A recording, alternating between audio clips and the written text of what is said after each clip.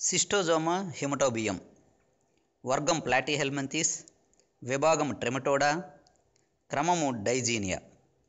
ఇది మానవుని రక్తనాళంలో నివసించున్నటువంటి ఏకలైంగిక అంతర పరాన్నజీవి. ఇందులో లైంగిక ద్విరూపకత స్పష్టంగా కనిపిస్తూ ఉంటుంది. పురుష జీవి యందు ఉన్న గైనకోఫోరిక్ కుల్య యందు ఆడజీవి ఇమిడి ఉంటుంది. వీటిని బ్లడ్ ఫ్లూక్స్ లేదా రక్త పురుగులుగా పిలుస్తారు. ఈ జీవిని మొదటిసారిగా 1851 సంవత్సరంలో బిల్హర్జీ అనే శాస్త్రవేత్త కనుగొనడం వలన దీని నుంచి వచ్చే వ్యాధిని బిల్హర్జియాసిస్గా పిలువబడుచున్నది. ఇవి దక్షిణాఫ్రికా, పశ్చిమాసియా, దక్షిణ ఐరోపా మరియు భారతదేశములలో ఈ పరాన్నజీవి యొక్క మాధ్యమిక అతిధేయి అయిన బులినస్ జాతికి చెందిన నత్తలు. వీటిని 1828 సంవత్సరంలో లాపియర్ అనే శాస్త్రవేత్త కనుగొన్నారు. అలాగే ప్లానార్బిస్ అనే నత్త కూడా మాధ్యమిక అతిధేయిగా ఉంటుంది. పరాన్నజీవి వలన మానవునిలో కురుపులు, దురద, తంతుయుత కోశాలు ఏర్పడతాయి. ఇది సర్కేరియా చర్మము ద్వారా ప్రవేశించిన చోట వచ్చే దురదను స్విమ్మర్స్ ఇచ్ అని అంటారు. స్త్రీ పురుష జీవులలో కొన్ని ప్రత్యేకతలు ఈ సిస్టోజోమా హెమటోబియంలో చూడవచ్చును. సిస్టోజోమా హెమటోబియం ఏకలైంగిక జీవులు. స్త్రీ పురుష జీవులు ఒకదానితో ఒకటి అంటిపెట్టుకొని ఉంటాయి. ఇది ప్రత్యేకంగా కనిపిస్తుంది, కానీ రెండింటికి లైంగిక ద్విరూపకత అన్నది ఉంటుంది. పురుష జీవులను గనక గమనించినట్లయితే ఇవి మందంగాను వెడల్పుగా ఉండి 10 నుంచి 13 మిల్లీమీటర్లు పొడవు కలిగి ఉంటుంది. దీని ఉపరితలం శరీరం పొడవున ఒక గైనకోఫోరిక్ కాలువ ఉంటుంది. ఈ కాలువలోనే ఆడపురుగులు అమరి ఉంటాయి.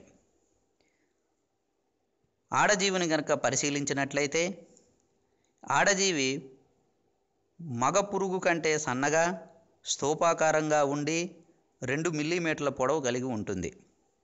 రెండు జీవుల శరీరం మీద చిన్న చిన్న స్పైన్స్ లేదా ముళ్ళ వంటి అమరికలు ఉంటాయి. రెండింటిలో కూడా నోటి చుట్టూ ముఖ శోషకము ఉంటుంది. దాని వెనుక కొద్ది దూరంలో ఒక్కొక్క ఉదూకలము లేదా ఎసిటాబులం ఉంటుంది. మగ పురుగులలో ఆయుత మరియు వలయ కండరాలు బాగా ఎదగటం వలన అవి విస్తరించి గైనకోఫోరిక్ కాలువగా ఏర్పడుతుంది. ప్రత్యుత్పత్తి వ్యవస్థ ఇతర ట్రిమటోడ్ జీవుల వలె ఇందులో కూడా ఉంటుంది. ముష్కాలు మాత్రం చాలా ఉంటాయి.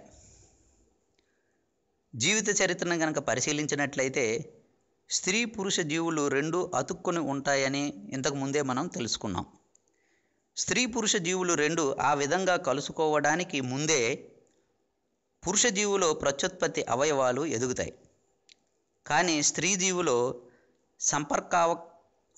సంపర్కావకాశ కాలము సమీపించేంత వరకు, అనగా స్త్రీ పురుష జీవులు రెండూ కలుసుకునేంత వరకు ప్రత్యుత్పత్తి అవయవాలు ఎదగవు. అట్లు సంపర్కావకాశము కనుక కలగకపోతే స్త్రీ జీవులు జీవితాంతం వరకు అట్లాగే, అంటే ప్రత్యుత్పత్తి వ్యవస్థ ఎదగకుండానే ఉండిపోతాయి అని 1954 సంవత్సరంలో మూర్ అనే శాస్త్రవేత్త చెప్పారు. సంపర్కము అతుక్కొని ఉన్న రెండు జీవుల మధ్యనే పరిమితమై ఉంటుంది.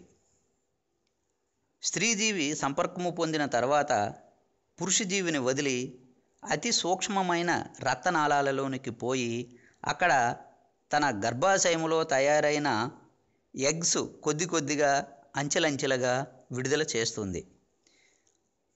ఈ అండాలు ఒకవైపున సన్నని కంటకములు ఉంటాయి. ఆ కంటకాల సహాయముతో అవి రక్తనాళ కుడ్యాన్ని తొలిచి రక్త ప్రవాహము నుంచి మూత్రకోశానికి చేరుతాయి. మూత్రము ద్వారా అండాలు బయటికి విడుదలవుతాయి. ఈ అండాలు మూత్రము నీటిలో విడుదలైనప్పుడు వాటి నుంచి మిరాసీడియం లార్వా బయటికి వస్తుంది. అది కొంతకాలము నీటిలో సంచరించి బులినస్ అనే నత్త శరీరాన్ని చేరుతుంది.